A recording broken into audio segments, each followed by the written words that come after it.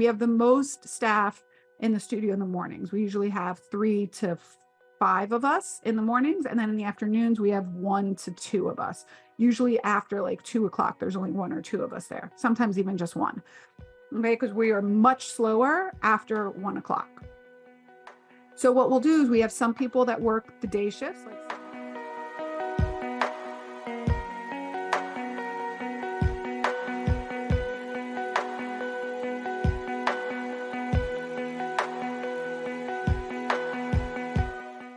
hello there. Welcome back to another episode here at the Female Empowered Podcast. I am your host, Krista Gurka, and this is take 2 of this recording because apparently I recorded this previously with no audio. And the only reason I say that is because, shit happens. And rather than get down on yourself, like this is going to be a disaster and oh my God, I have to record it again. Just be like, okay, so you know what? The beauty is I will have time to re-record it. And so that's the way I look at things now. I can either spiral up into thinking, what can I control? Or I can spiral down into woe is me, and spiraling down helps nobody. So what we're going to talk about today is how to establish good schedules for your team, for yourself as the business owner, and for your business in general, for the studio, for your clients, for your customers. So basically all about scheduling, little tips and tricks to how to make them the most efficient and sustainable and profitable. Okay, so that's all what we talk about here at the Female Empowered Podcast, how to create a healthy, profitable, and sustainable business. Okay, that's what we're looking for here. So basically, we work in a service-based business. So our entire industry is making appointments with clients and servicing those appointments. So we have to run on a schedule. And so sometimes scheduling can be the bane of our existence because as service providers, we're not going to be able to appease everyone. And there is a limit, a capacity. Like there's a capacity to our workday, and there's a capacity again to our utilization. We only have so much space. We only have so much clinicians. We only have so many hours in the day that are feasible for people. So, it is really important to make as streamlined and as user-friendly of a schedule to make your 4-wall brick and mortar location profitable and sustainable. Okay, so the first thing I'm going to talk about is how to create schedules for your team, for your staff, for your instructors, for your front desk people, your client concierge people, all of that. Okay. And so one of the things is, quite honestly, asking your team first, let me backtrack. First, you want to look at what is going to be the most efficient schedule for your business. So if you run a Pilates studio, for example, usually, at least at Pilates in the Grove, this may not be true everywhere, but for most studios that I know, the morning hours are busier. Now, why is that? There's a couple reasons why that may be. One, Pilates tends to be a higher price point, right? We tend to attract people that have disposable income. So maybe it's people that are retired. Maybe it's people that are not working, or have flexible work schedules. And this has certainly proven to be true in the last 3 years with more and more people working from home. So our busiest time of day is between 7 and 1. So we have classes at 7, 7:30, 8, 8:30, 9, 9:30, 10, 10:30, 11:30, 12, 12:30, and 1. Okay, those are our busiest times of day. And we also look at, one of the things I also look at is which are the schools that are around my studios and what are their drop-off times? Because drop-off times vary from 7:15 in the morning all the way till after 9 o'clock here in South Florida between middle school, elementary school, high school. So when we look at that, we look at, okay, what is going to be the most popular time after drop off? At one location, it's actually 8 a.m. and another location, it's actually 8:30 a.m. Okay. And then 9:30 a.m. So we make sure to have as much availability during those times, right?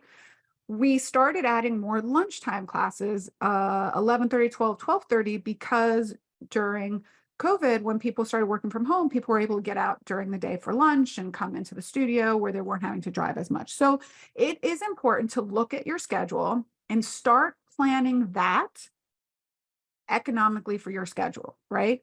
How many hours do you need to be available for the majority of your clientele to come in? Okay. Now, if you are a solopreneur and it is only you and your business, not only do you have to look at when are the most economical times for clients to come in, but you also have to decide for yourself, right? So I would say, what do I want in my life? Okay. Do I want to be the one that drops my children off at school if you have children? Do I want to be the one that's picking my children up from school if you have children? Do I want to get my own workout in the morning and I don't want to start work until 11? Do I want to get in really early because maybe my partner can take care of morning duties and then I will be able to get out early and pick them up? Or do you want to do some sort of hybrid? When my children were really little, and this was before my husband took a job where he was traveling all the time, we alternated days. So for example, Monday, Wednesday, Friday, I did school drop off and he did pick up. So he would go in early and pick them up. And then Tuesday and Thursday, he did school drop off and I would pick them up. So I was able to Tuesday and Thursday, I would go in really early, like 7 a.m. and leave at 2. And Monday, Wednesday, Friday, I would go in a little later, like 10 and work till like 4 or 5. Okay. So if that's an option, some people I know that we have in our groups, they work a little bit during the week, but then they work on the weekends because their partner's home with the kids. So it's really important for you to understand what it is that you want in your life and then book your clients around that. Okay. Because that is, if not, that's when you feel like you're a chicken with your head cut off and working. Okay. So figure out what works for your life, figure out what works for the studio. And then if you have a team, what you want to hire for are the times that you do not want to work or are not available to work. So when I started hiring people for weekends because I wanted to be off on the weekends and for evenings.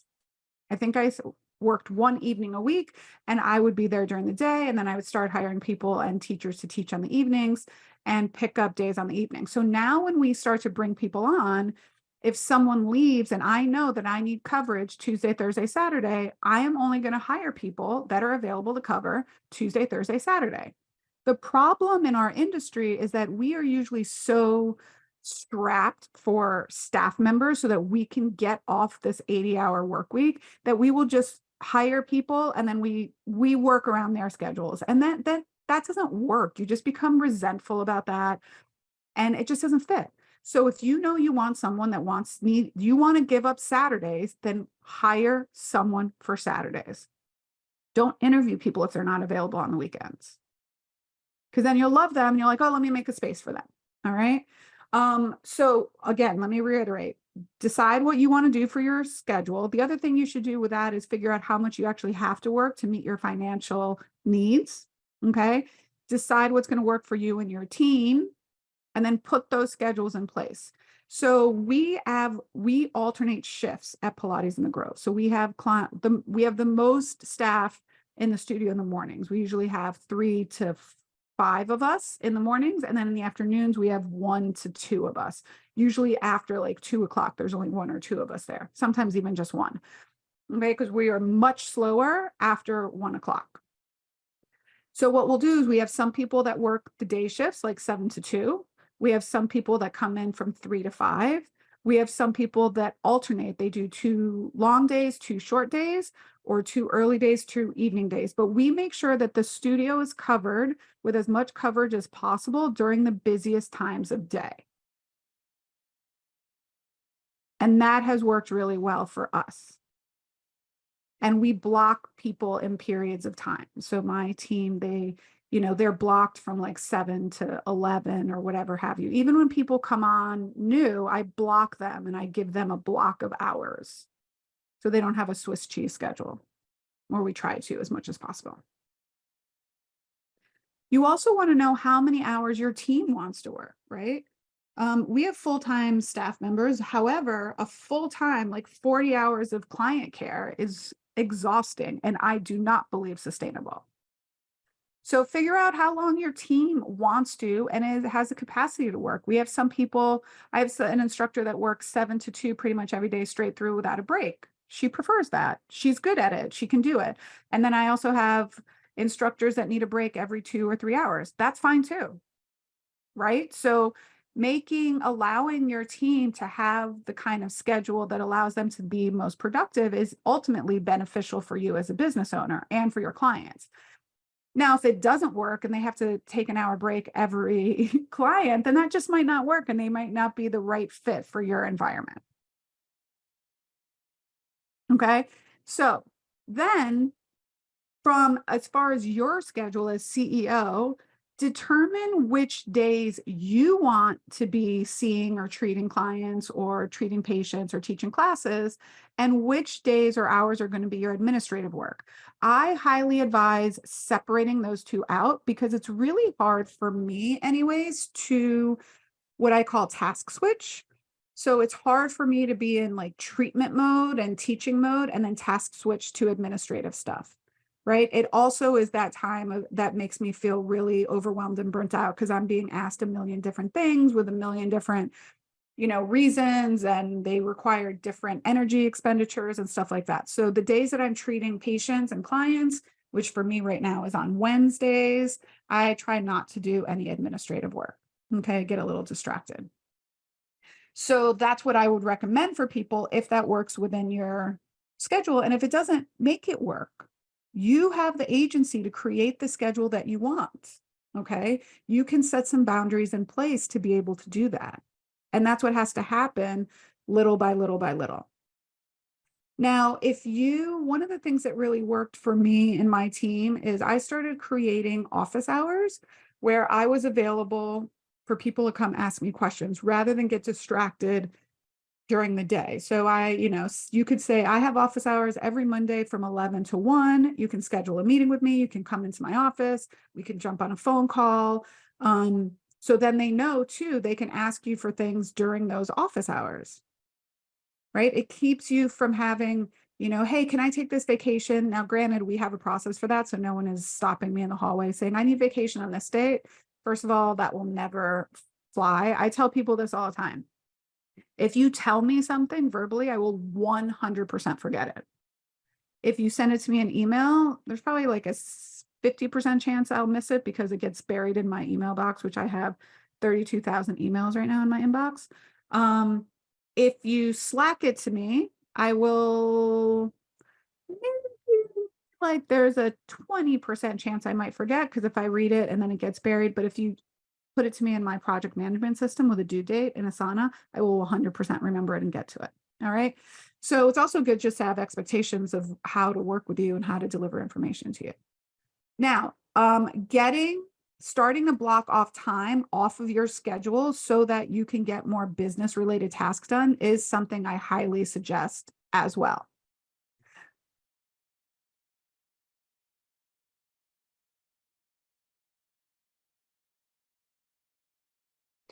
So one of the things I also recommend is not to go back and forth with scheduling. Use a scheduling software. If you own a studio or a clinic, you can use something like Jane. PT clinics use that a lot. We use Moments. There's Walla, MindBody, Infusionsoft, all of those kind of things where you can have an Acuity. I really love Acuity, which is now Squarespace scheduling. Use a automated scheduler, even if it's like Calendly, which is free. Okay. Because the going back and forth between, oh, I can do 10, and then somebody doesn't reply to you for another hour and a half, and then that time is scheduled and it's taken. Just send people a link and it says, this is when I'm available. Schedule a time for me. It doesn't show that you're taking a 3-hour lunch. It says, this is what's available on these days. And you can also usually set limits. So when I use Acuity for my personal calendar, and I will set limits on there that says, do not schedule more than 3 coaching calls in a day on these certain days. Give me a 15-minute break between each type of appointment. Okay, so you can do that a lot. So if you know that your capacity is, I can't do more than 3 calls, you can do that. If you want to say, I want a 15-minute break between every call, you can do that. And it doesn't say, it's not like, oh, Kristen needs a 15-minute break, so she cannot schedule you at this time. No, that just is what shows up on the calendar. So it makes it really, really easy. You send it. If they don't look at it for another 3 hours, then whatever is available at that time is what's available. It's also great to help automate. It sends automated texts and reminders, so you don't have to worry about that, and it populates it right into your calendar. Okay, so things again like Acuity, Jane for your customers and your clients, Moments, Walla, Mindbody, Squarespace scheduling. There's all sorts of scheduling softwares and platforms that you can use. If you're a solopreneur, I wouldn't use some of those big ones. I would use something like Calendly or Acuity. I really like Acuity, which is Squarespace scheduling. So if you're a Squarespace website, that goes hand in hand with that. But definitely get off of paper and pen. Even if it takes you a little while to learn the system, it's going to be so much better for you in the long run. Establish clear communication channels. So this is what I was talking about when I said, if you tell me something, I will 100% forget it. No, 100%. So besides my ADHD, I have a lot of stuff going on. People are coming at me from a lot of directions, so I won't remember it. So establish clear communication. Like if you're going to have office hours, 1 day a week, you can say like, this is a time to come to me with questions, or schedule a meeting if you need to talk about something. Encourage open communication. Like, please know that if you really need me for something, you can Slack me or put it in Asana with a due date. How should they communicate their availability to you? Do you allow them to go in and change their schedules on their own? Or is there someone they should go to if they need a schedule change? This is your team I'm talking about. How do you schedule your administrative support? Are they working from home or are they on site? I would schedule them the busiest times of day, or the time that the phone is ringing the most. And by the way, you can look at this even through Google Analytics. If you have your phone number listed on there, it will tell you how many calls you get a day, how many were missed, and what's the most common call time. I would have people at the desk answering phones during the most popular call times. And if they're not physically in the space, that's when they should be available. And then the other thing is, we talked about this at the very beginning, like you want to prioritize your work-life balance. Now, I am not a believer that believes that there is such a thing as a work-life balance. What I do believe is that there's a season for everything, and sometimes your work is a heavier load than your life, and sometimes your life is a heavier load than your work. You have to be honest with yourself about what season are you in your life. Do you have small children? Are you caring for a sick child or an elderly parent or a partner or another family member?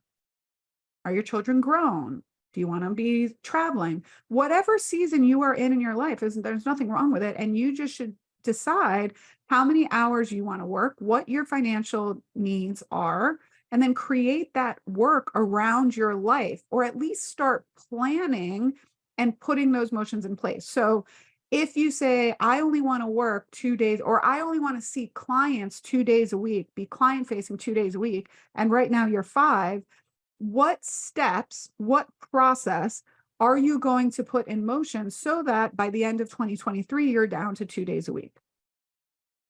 Maybe that's every month I'm going to remove 2 people from my schedule, whether that means discharge them or transfer them to someone else. Then you close off 1 day. And then it's just, little binary steps, one at a time, to get you to your goal. It's not like all of a sudden you just have to say, oh, I'm only seeing clients 2 days a week. I mean, you can if you want to, but it makes people very anxious to do that. So you can say, okay, every month I'm going to drop 1, or every quarter I'm going to drop 1 day from the schedule. And we just did a podcast episode, how to transition people onto someone else's schedule. So go back and listen to that. I think it was, I don't know, episode 180 or something to that effect. All right. But there are ways to do it. Schedule a plan and work towards that plan each and every day.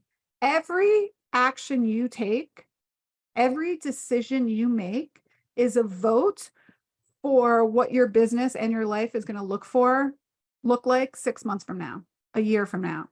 So what you're choosing to do today is dictating what your life is going to be like 6 months from now. So if your goal is to get people off your schedule and go down to 2 client-facing days a week, but you keep taking new clients, that action, that decision is moving you farther away from your goal. So just remember that. Every decision you make, every action you take, isn't that a song? Every move you make, every decision you make, every action you take, okay, is a vote for what your business and your life will look like 6 months, 12 months, 18 months from now. Are you moving closer to that goal or farther away from it? Use that. Use that to determine, is this the right decision for me right now? Is this getting me closer to where I want to be or farther away from it? All right. That really, like, if you're training for a marathon and you decide, I'm not going to run my 4 miles today. Well, is that getting you closer to be prepared to run 26 miles or farther away from it? Right? It's the same thing. You're training to get people off your schedule and create as much work-life balance as you possibly can. All right. So hopefully this episode recorded with audio. If you're listening to it, then obviously I was successful. We'll see how many times I actually have to record it. Maybe something's wrong with my mic. But if you are interested in learning all about how I schedule my team and stuff, and you're interested in getting on the wait list for one of my programs, go ahead and visit my website, kristagurka.com. Go to the Work With Me page. Right now, the Inner Circle High Touch Mastermind for female boutique fitness and healthcare practitioners who have generated over $200,000 in their business is currently on a wait list. So get yourself on the wait list. We filled our cohort this time with everyone on the wait list. And FitBiz Foundations is now open. So if you're an emerging business owner who's on your way to your first 6 figures, or you've hit your 6 figures and you still feel like you're a chicken with your head cut off and you know that you need to streamline or systematize this before you fall off the rails, then, apply for FitBiz Foundations. Okay. I look forward to chatting with you each and every Tuesday. So be sure to